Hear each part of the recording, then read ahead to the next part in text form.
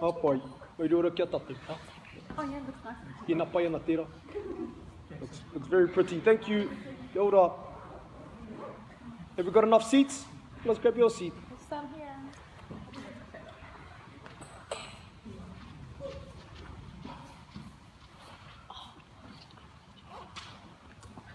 Ka pai tātou. O ko te mana nui atu ana ki tō tātou nei wāhanga whakamutunga o te rā horoi. Just pay homage to the last session of our day. Thank you for your discipline and thank you for your patience. This last piece of the puzzle is actually really, really important. Really, really important. The creation story to our people was everything. I remember being at least 3 years old before I even heard this kōrero. 3 years old. And I tried to do it consciously, and it didn't work. But I tried to consciously stay up at 3 a.m. in the morning. And I can remember our karaua talking about this orokohanga story, the creation story. It wasn't until the second time round where I actually fell into a deep state and a sleep, that the reason why they would speak in the middle of the night, because that was the opening portal of our pūmotomoto to go into the motoi. And our karaua would download this particular story to us. Ka pai? So we're going to go into, because we're not in a marae setting, I'm going to take you through another way. So you guys remember me talking about the rehu? The rehu. Anybody know the rehu? Pai, you've got the roria, which is what? You've got the motoi, which is what? What is the rehu? The unconscious state. Pai? Through the rehu, you can go into a dimension called the fifth dimension, which belongs to timeless energy. Timeless energy and flow, where you get to articulate what you hear and make your own images of what it looks like. Ka pai? So you can do that through the whatu manawa. You can go into the state of your rehu, go into that dream state, then transition over into the whatu manawa, and you can see everything that I say. Pai? So just allow yourself to be taken by this kōrero, by this wānanga. It's almost like a cool 3D movie. Yeah? It's got a beginning, a middle, and an end. When you're ready to go into that state, all I need you to do is close your eyes. I need you to tune in to the environment. Or if you wish to consciously stay awake, you can consciously stay awake. Right? But the secret and the key is, do not fall asleep. Stay in control of your rehu. Stay in control of the rehu. Allow yourself to be taken by the kōrero. Marama? Ka pai, I'll give you a couple of seconds to go into your rehu.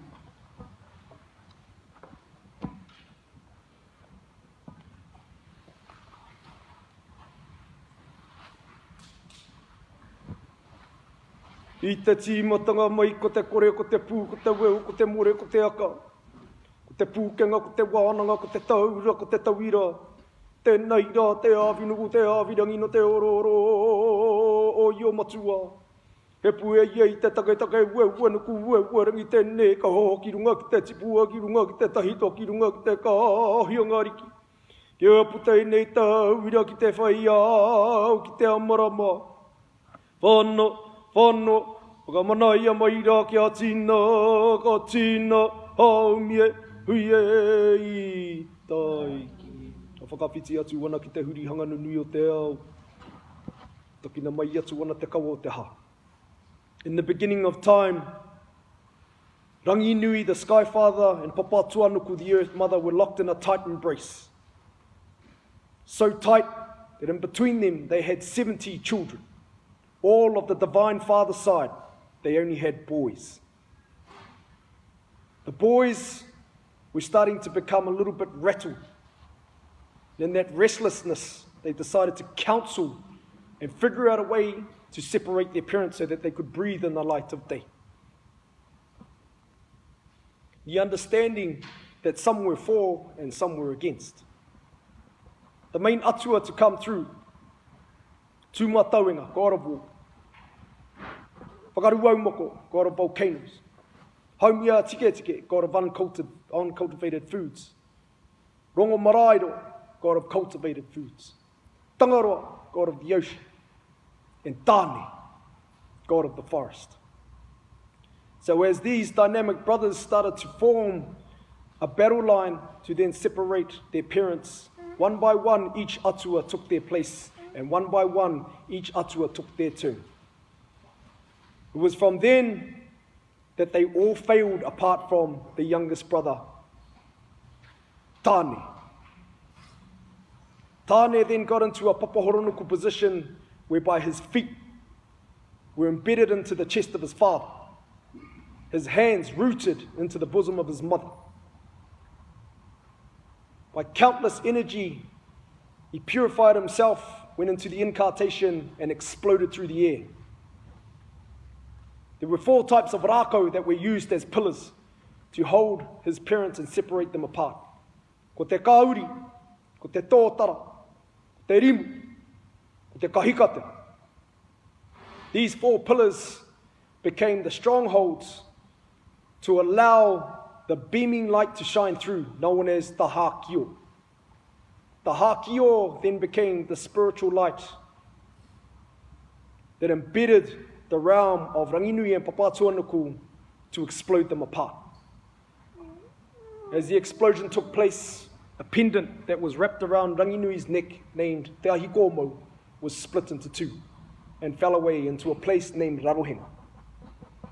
As Ranginui and Papatuanuku cried for one another at the thought that they may never be in union again, brothers then took their place into Te Ao Marama, the day of light.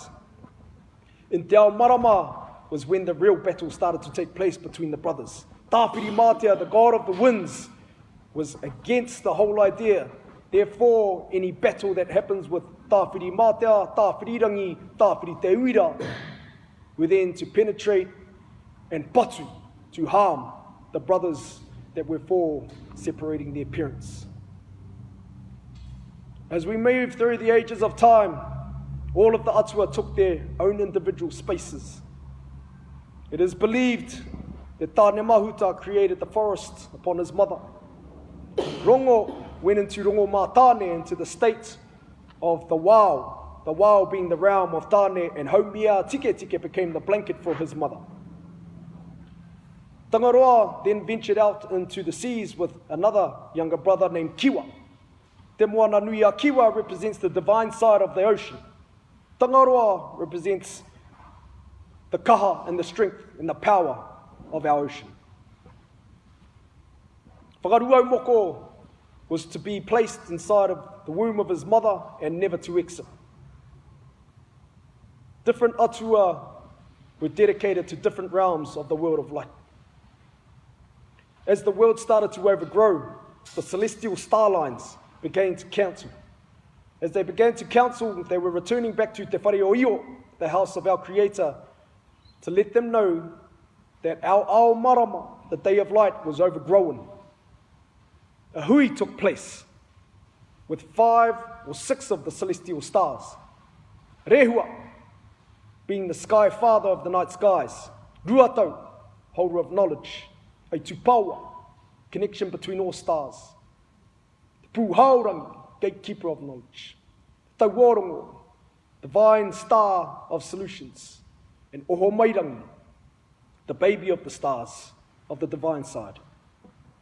Understanding that these stars had to counsel and returned to the celestial nights, whereby they went through down into the portals to a place called Marae Nui.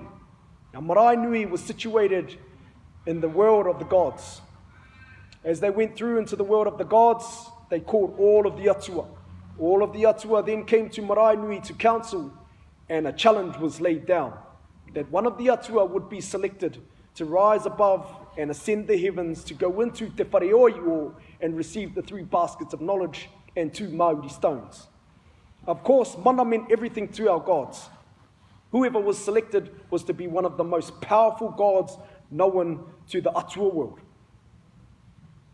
So one by one, each atua then presented their case. You had older brothers like Whiro te Tipua.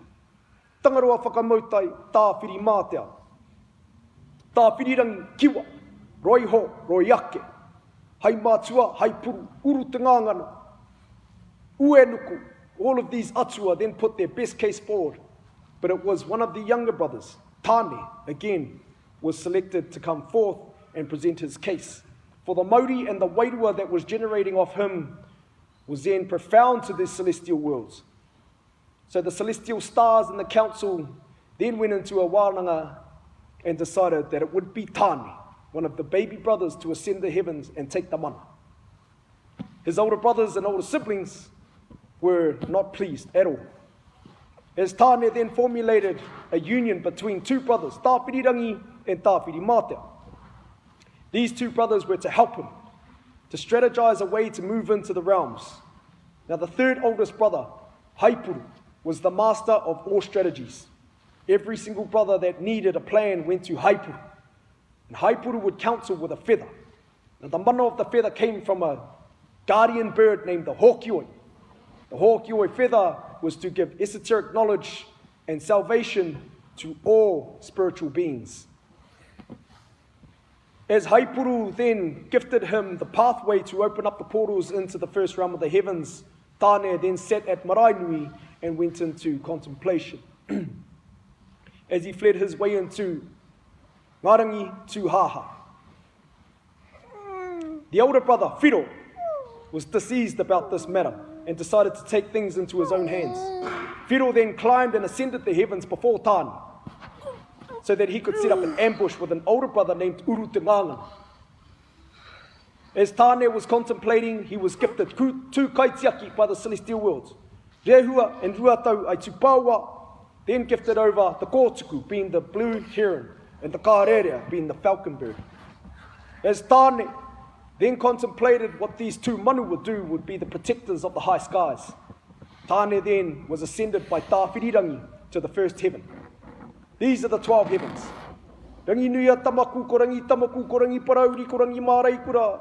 Ko rangi matawai, rangi tauru nui, rangi mataura, rangi nui ka tika. Ko rangi te wawana, rangi nana wariki tiri tiri o, mātangi tiki tiki o te rangi. These 12 heavens were the most prized heavens in all of Eo's creation. Every single layer and every single realm had an apakura of a mārei kura and a whatukura to hold the mana of these heavens. Tane then went up to the first heaven, Ranginui a Tamaku, and there was a temple. Inside that temple was the shape of a wharenui. That wharenui was captured in his image. But then the kōtuku and the kārearea then went up to the fourth heaven to seek salvation to make sure Tane was safe. Tane then climbed up to the fourth heaven. As he was eluded, there was something misty up in the skies. Whiro te tipua had set an ambush attack from Rangi Nana Wariki, the 10th heaven. The ambush attack came from insects, blood-sucking insects. Thousands, millions of them came flying out of the skies into Tane's system. The birds couldn't do anything. The kaitiaki were helpless. He then called upon Tāwhirimātea to create an āwhiowhio, which is a whirlwind. And that whirlwind, Tane, was circulated by powerful high winds so that he could stay in a space of neutrality and the blood-sucking insects couldn't penetrate. As Tane then ascended up into the 10th heaven, Rangi Nana Wariki, he had broken free. Whiro te tipua was very jealous and he was enraged. As he went through into these skies, he reached the sun god. And the sun god held the space for the hidden heaven. Tiri tiri o mātangi o toi o ngarangi. The 12th heaven was never exposed. It was always hidden before the sun, so you were blinded. If you were looking into the sun's eyes, you wouldn't be able to see the heaven. So it was a feeling. Tane had to go into his pū moto moto, calm his whatu manawa, breathe into his manawa, and feel the flow of his pū manawa in order to feel where tiri tiri o mātangi was. As he went into tiki tiki o rangi, he then breached through the realms in the heavens of the 12th skies. What was exposed to him next was very foreign to his eyes. He saw a temple and a realm. This realm's name was Rangiatea. Rangiatea was the sacred space of Eo's most prized possession. Inside that marae, the marae name was Rauroha. Rauroha then operated a wharewaha that spoke to Tane to enter into the marae Yatea. Inside the marae Yatea was a wharenui named Mātangi Reia. So there Mātangi Reia was, and Tāne feasted his eyes on all of the upper being the sacred messages of Io. Not yet being exposed to where Io was situated, Tāne was then called forth into the wharenui by the whatukura. The masculine energy was calling Tāne into the Pautoko Manawa. As Tāne was entering into the wharewaha, he walked through the kuaha, the gates, and there he saw nothing but the void, complete darkness. If you can picture only stars in the skies and carved wharenui around this Pautoko Manawa being the heartbeat of this meeting house, he was faced with Io Matua Te Kore and his wife Whaia Riko Riko for himself. As we started to go through this realm, we started to see a Māreikura figure. The Māreikura figure was situated at the back of the Pautu Aurungo. The Pautu Aurungo was the meeting space for the feminine energy. In that space there, he saw a carved figure or a beautiful figure in which his first question to Io was, "E Io Matua Te Kore, may I please take the Māreikura with me?" To Io's disgust, "Kari whakai, ka whakahe." Io then turned to him and said to Tāne, "What are you doing here?" Io then said, "I was sent by the celestial Apakura to come and select the 3 baskets of knowledge and the 2 Māori stones." As we then look into the whare of the whare are the powers of position almost in the rib cage of the wharenui.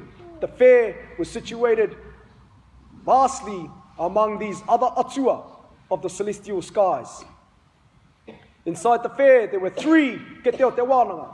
Te kete tua tea, ko te kete aro nui, ko te kete tuauri.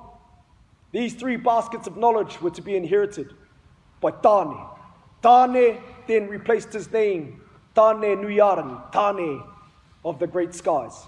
As Tāne Nuiarangi received the 3 baskets of knowledge, he was also gifted 2 toka Māori stones. They were 2 white pearled Māori stones.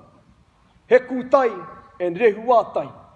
Now, these 2 Māori stones were to play a significant part in the mission that Tāne had. Tāne then bowed his way out, walked backwards. As he walked backwards, he gave thanks and gratitude to Io Matua Te Kore for allowing him leeway, but he always had his eyes fixated on the Māreikura and her figure. As he then morphed into the skies, he came down as a hokioi, a giant eagle bird. As he was the god of all birds, he then allowed the kōtuku and the kārearea to ascend before him. Inside the 10th heaven, again, 2 older brothers were waiting for him in the wings. Uru te ngangana, me whiro te tipua. These 2 emotional atua were very jealous of what he had, so they wanted to go in there and take the positions and come down and take the mission on for themselves. Tāwhiri Mātea was called upon, Tāwhiri Rangi was called upon, and Tāwhiri Te Uira. God of the heavens, God of the winds, God of the lightning and thunder, then roared through the night skies and parted a portal opened up for Tāne Nuiarangi. Whiro te tipua then again tried to set his blood-sucking insects on Tāne as well, to then he failed. Tāne then went down into the 4th heaven, Rangi Māreikura. As Rangi Māreikura then opened up that portal, he was then given rites of passage into the realms of Marae Nui, back down to Tau Marama. It was then he heard a voice, "E Tāne, me haere koe ki Kurawaka." Tāne, go to Kurawaka. Kura meaning red, waka meaning carrier of. This place would be the tangata, the pauwhenua of Papatuanuku, or the portal of Papatuanuku. As Papatuanuku decided to open up her channels so that Tāne could insert and find a space for him to go and create this being of figure, he then placed the 3 baskets of knowledge and created a head around it. Inside of that, he was gifted 3 hearts, the whatu manawa, which was placed at the top of the forehead, the manawa at the heart, the pū manawa at the stomach line. Tāne had not yet completed the body. As we started to move through the different parts of the body that were dedicated from different atua, we realized that the manawa was gifted by the tohora. The tohora, the shape of a tohora's tail, a whale's tail, is in the shape of a heart. So the beating heart waters were gifted by the tohora and then entered into the space of Hine Te Ahuoni. As we then started to align her body, he asked all brothers to gift certain parts of their mana, their mauri, to this being that was being created.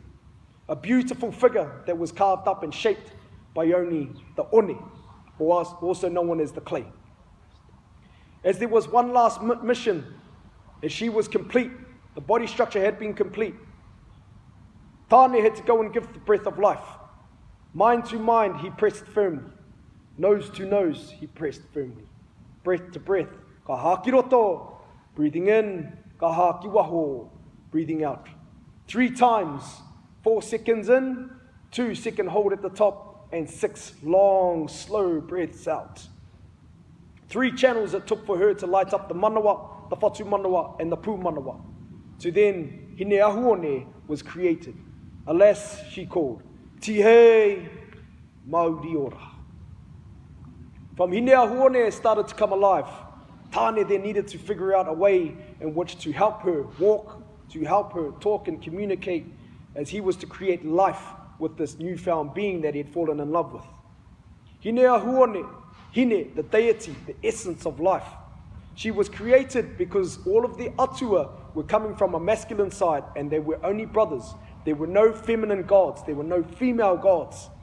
After Hine Ahuone was created, females then started to be created by Io Matua Te Kore in a Māori sense. But Tāne was the one that was gifted all of the knowledge and the ability to procreate. None of the other brothers had that ability. So Tāne, on one night, needed to figure out how to procreate. So Tanaure, as he received that information of love from Hine Ahuone, he decided to explore her potential. So as again, ka moetahi a Tāne, ia Hine Ahuone. His penis then erected. And as he went into the founding ways, the first place he penetrated was the eyes, the karu. Ka tahi noa ka puta mai ko te pi, karu. That is where we get sleep from. Again, into the ears, into the taringa. Ka puta mai, we get wax, the hua. Again, into the nose. Ka puta mai ko te hua, kare taia. Still no access into the birthright. The waha, saliva. Then went into the keke, into the armpits, created sweat. Then went into the back of the bosom, and then again found his way through to the whare tangata, which then planted his seeds, created the first divine goddess between Tāne whakapiripiri, Tāne te waiora, Tāne the maker of, Tāne who let the flood waters unleash on Hine Ahuone, then conceived. Hine Ahuone then fell pregnant. As time went on, Hine Titama was born. Ka puta mai ko Hine Titama, the receiver of life. Her father being Tāne, and also her mother being Hine Ahuone. In that space and time, Tāne had to ascend the heavens to create more wānanga for himself in order to establish a new way of living. He needed the human force to be able to create life and maintain the integrity of te ao marama.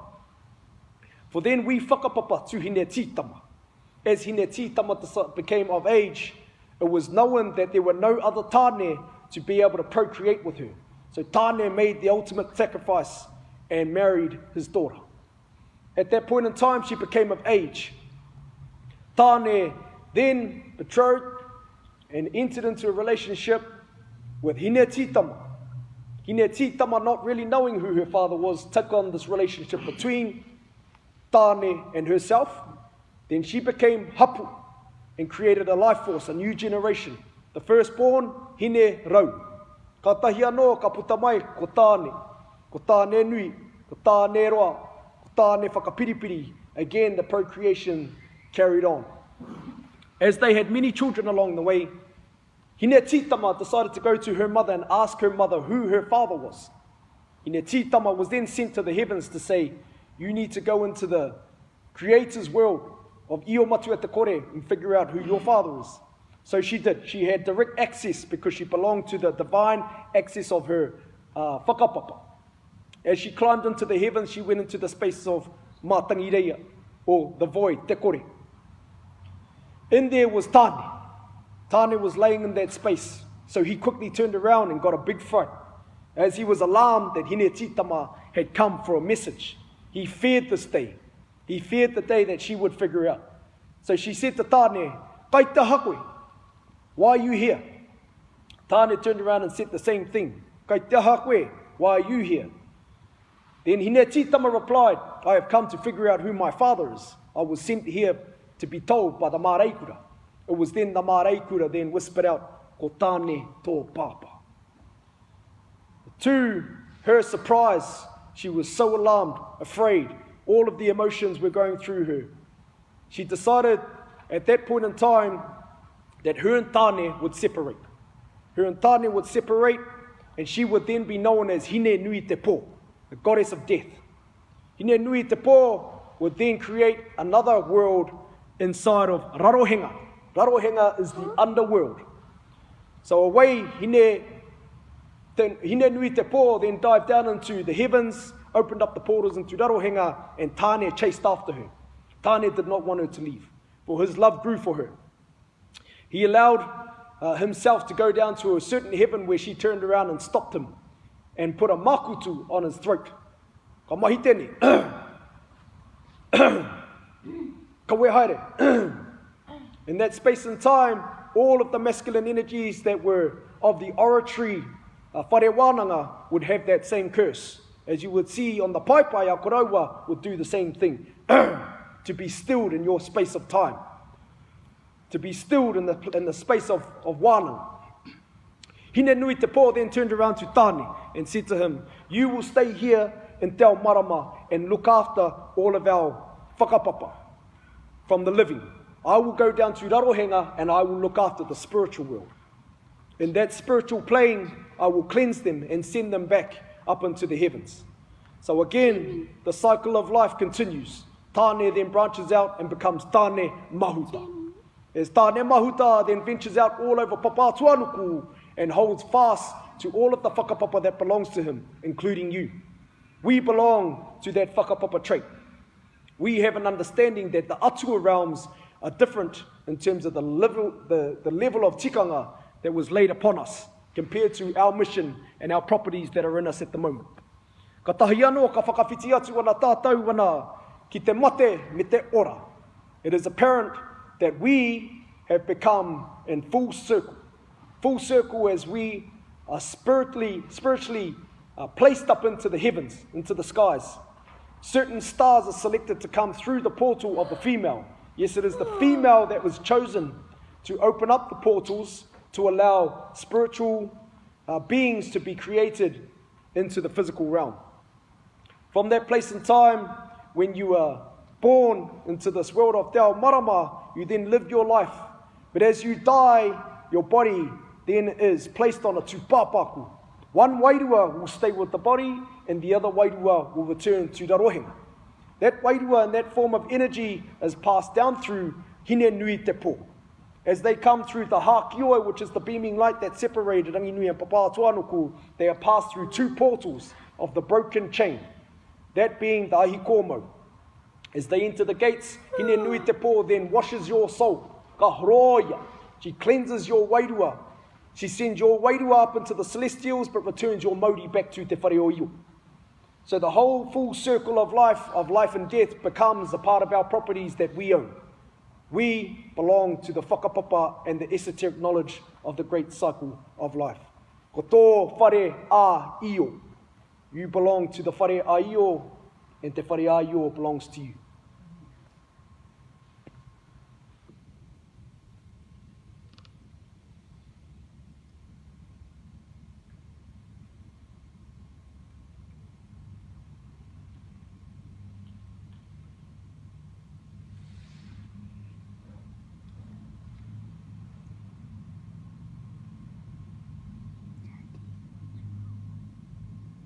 Apoi, koia.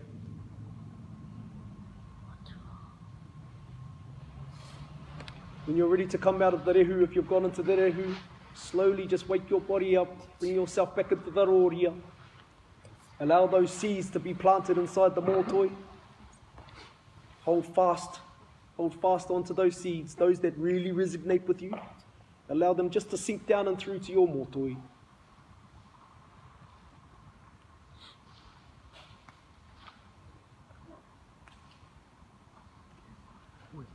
Morena.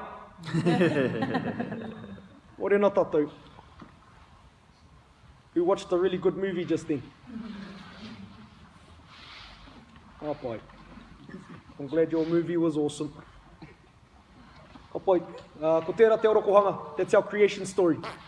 From where we come from to who we are as in the now and where we go to. So just allow yourself to be able to contemplate that process of the great cycle of life. Apai, of the great cycle of life. We belong to the celestials and the celestials belong to us.